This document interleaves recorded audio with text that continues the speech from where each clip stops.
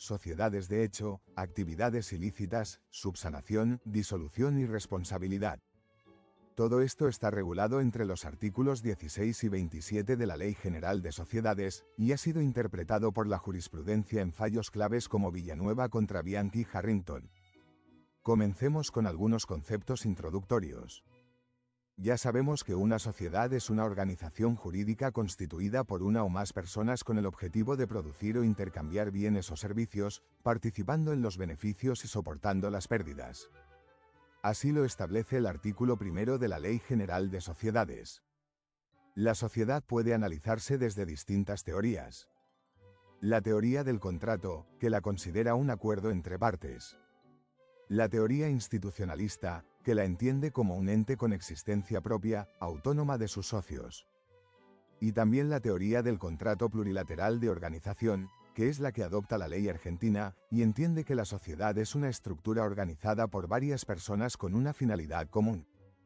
Cuando esa estructura no cumple con los requisitos legales, se producen situaciones irregulares o nulas. Estas pueden tener consecuencias distintas según el tipo de nulidad que estemos tratando. Y aquí es donde debemos diferenciar entre nulidades vinculares y nulidades estructurales. Las nulidades vinculares están reguladas en el artículo 16. Afectan al vínculo personal de uno o más socios con la sociedad. Por ejemplo, si un socio celebra el contrato siendo incapaz, o si hay vicios del consentimiento, como error, dolo o violencia. En principio, estas nulidades no afectan a la sociedad en su conjunto. La regla es que solo se anula el vínculo de ese socio, y la sociedad puede continuar. Pero hay excepciones importantes. Si el socio afectado es esencial, la nulidad de su vínculo disuelve la sociedad.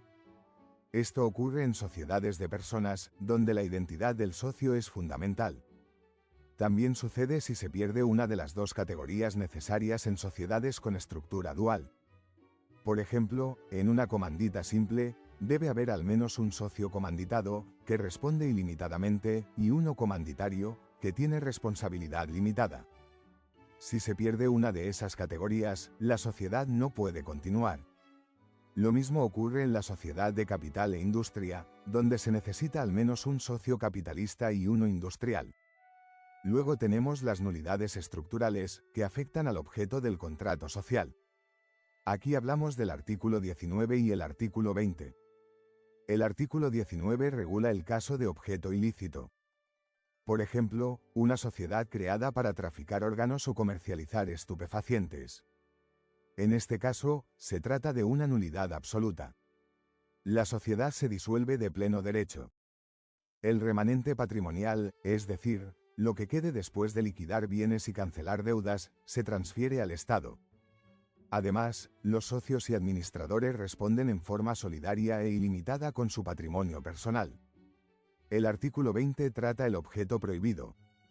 Aquí, el objeto no es ilegal en sí, pero no puede ser ejercido por ese tipo de sociedad. Por ejemplo, una sociedad de responsabilidad limitada no puede tener como objeto actividades financieras. En estos casos también se declara la nulidad absoluta. Pero a diferencia del objeto ilícito, el remanente se distribuye entre los socios, y la responsabilidad solidaria e ilimitada puede aplicarse según el grado de conocimiento o participación. Por último, puede ocurrir que el objeto declarado en el contrato sea lícito, pero que en la práctica la sociedad se dedique a una actividad ilícita. Por ejemplo, una sociedad inmobiliaria que en realidad funciona como una estafa mediante preventas inexistentes. En estos casos, el tratamiento dependerá de la buena o mala fe de los socios. Si los socios actuaron de buena fe, no responden solidariamente, y el remanente se les restituye. Si actuaron con mala fe, responden con su patrimonio personal y el remanente va al Estado. Ahora vamos a las llamadas sociedades de la sección cuarta, reguladas en los artículos 21 a 26. Estas son sociedades que, por diversos motivos, no cumplen los requisitos para encuadrar en los tipos previstos en el capítulo 2 de la ley. Aquí incluimos, primero, sociedades no tipificadas, que no adoptan ninguna de las formas legales previstas. Segundo, Sociedades con omisión de requisitos, ya sean tipificantes, como la falta de socios de una categoría necesaria, o no tipificantes, como la falta de capital, objeto determinado o plazo. Y tercero, sociedades que no han cumplido con formalidades legales, como otorgar el contrato por escritura pública o inscribirse en el registro público. A partir de la reforma del año 2015, se dejó atrás el régimen sancionatorio anterior que negaba personalidad jurídica a estas sociedades. Hoy se les reconoce personalidad jurídica, pueden operar legalmente, y los acuerdos entre socios son válidos entre ellos, e incluso frente a terceros que conocieran la existencia de la sociedad. La responsabilidad de los socios es mancomunada, es decir, cada uno responde en proporción a su participación. Solo serán solidarios si así lo pactaron expresamente o si la situación demuestra que en realidad intentaban aparentar otro tipo societario con responsabilidad solidaria. Además, se admite que estas sociedades puedan inscribir bienes registrables, como un inmueble, a nombre de la sociedad, si existe acuerdo de los socios ante escribano. Estas sociedades pueden ser regularizadas o disueltas. La regularización, también llamada subsanación, está prevista en el artículo 25. Puede hacerse por unanimidad mediante un trámite extrajudicial. Si no hay unanimidad, puede acudirse a la vía judicial.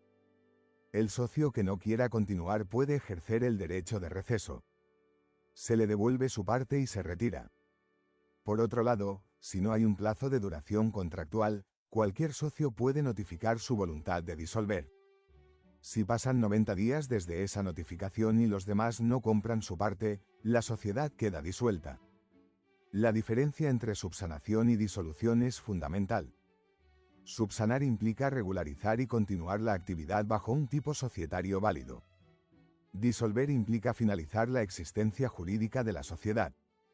Un caso muy importante para entender estos conceptos es el fallo Villanueva contra Bianchi Harrington. En este caso, un trabajador alegaba ser socio de una sociedad de hecho, y reclamaba beneficios en base a esa supuesta participación.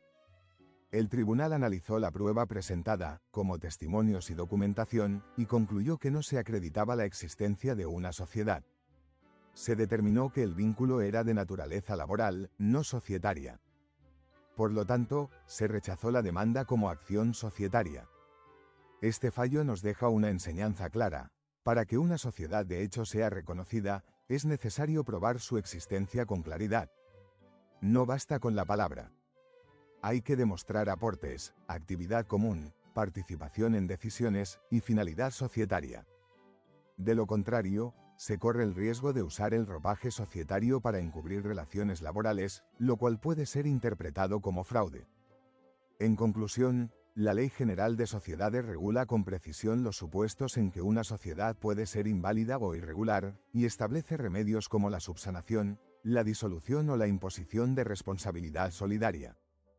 El régimen actual respeta más la voluntad de los socios y permite que las sociedades de hecho o irregulares tengan cierto reconocimiento, pero al mismo tiempo protege a terceros y al orden público, exigiendo